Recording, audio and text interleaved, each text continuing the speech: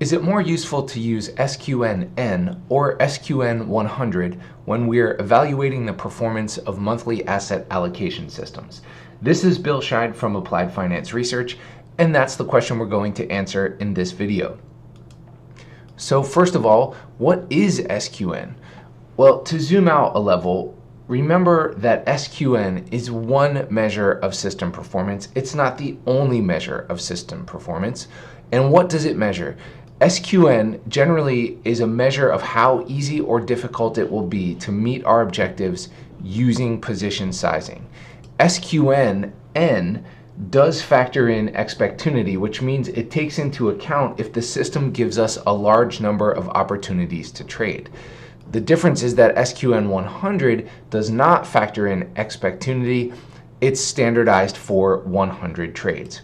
So that brings us to the question of when to use which metric. Outside of monthly asset allocation systems, I tend to look at SQN100 for swing timeframes and higher. Depending on the characteristics of the given swing system, we may not get a large number of opportunities to trade, so expectunity is not as much of a consideration. For intraday systems, I tend to look at SQNn. We're generally going to have more opportunities to trade with an intraday system, so expectunity is a material consideration. I find that is a useful way to apply these performance measures to these two types of systems. Now, when it comes to monthly asset allocation systems, I tend to change how I look at things, and what becomes an important consideration is the time horizon for my investment portfolio. If it's money that I'm going to need sooner rather than later, I tend to prefer to look at SQN100. We don't have a long time until we need the money, so expectunity is less of a consideration as we won't necessarily have a large number of trades. If it's money that we don't need for a long time, then I tend to prefer SQNn. I have a long time, I'm going to have a larger number of trades, so expectunity is more of a consideration. Now, that said, in either case, when it comes to monthly asset allocation systems, I tend to pay a bit less attention to either SQN than I do other statistics like expectancy, compound annual growth rate, maximum drawdown, and return to drawdown ratio. Why? Well, remember that SQN tells us how easy it will be to meet our objectives with position sizing.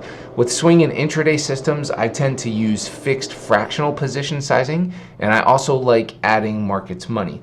With that position sizing, SQN makes a big difference. I'm trying to meet my objectives with position sizing. There's quite a range of fixed fractional and market money values that I can use, and so SQN is telling me how easy that's going to be. Here with monthly asset allocation systems, I tend to use percent of equity position sizing models, and I tend to use either 100% or 50%. So the range of values that I use is not as large as with the fixed fractional and markets money position sizing algorithms that I like to use with swing and intraday. So I'm also not using a price-based I-stop like I do with swing or intraday, because I use the time-based stop or volatility stops that we tend to apply to our monthly asset allocation systems. And that also changes the picture. So I'm not leveraging position sizing as much to meet my objectives, and therefore SQN is not as high on the list of considerations when I look at monthly system stats. Now, I'm not saying SQN doesn't make a difference for monthly systems. It does. And I'm also not saying that position sizing doesn't have an impact. It does.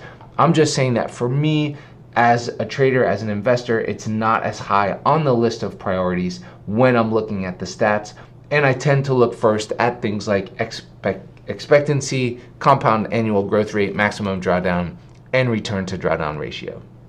This is Bill Scheid from Applied Finance Research. I hope you found this video to be valuable. Thanks for watching, and happy trading.